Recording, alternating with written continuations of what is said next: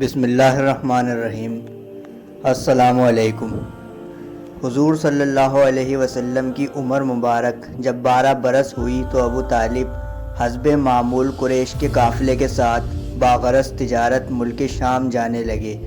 انہیں جاتا دیکھ کر حضور علیہ السلام نے بھی ساتھ جانے کا اصرار فرمایا تو ابو طالب نے آپ علیہ السلام کو بھی ساتھ لے لیا۔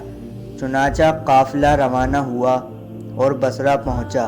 وہاں ایک راہب عبادت خانے میں رہتا تھا جس کا نام بحیرہ تھا۔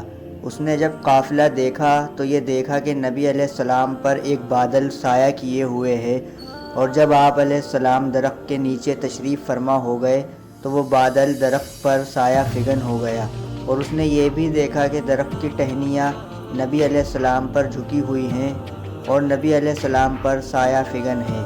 چنانچہ اس نے نبی علیہ السلام کا ہاتھ پکڑا اور کہنے لگا کہ یہ بچہ سارے جہاں کا سردار ہے اور اللہ کا رسول ہے، اور اس کی بڑی شان ہوگی اور اسے عظیم الشان مقام ملنے والا ہے جو ہم نے اپنی کتابوں میں پڑھا ہے اور اپنے آباء و اجداد سے سنا ہے۔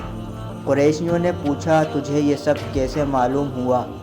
تو راہب نے کہا، جس وقت تم گھاٹی سے چڑھے کوئی درخت اور پتھر ایسا نہ تھا جو اس کے لیے سجدے میں نہ گر پڑا ہو۔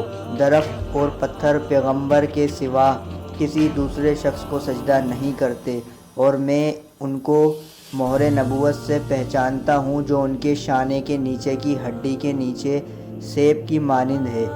پھر اس نے ابو طالب کو تاکید کی کہ نبی علیہ السلام کو فوراً واپس مکہ مکرمہ لے جاؤ، کیونکہ ڈر ہے کہ انہیں یہودی قتل نہ کر دیں، اس سے پہلے کہ وہ بھی میری طرح انہیں پہچان جائیں۔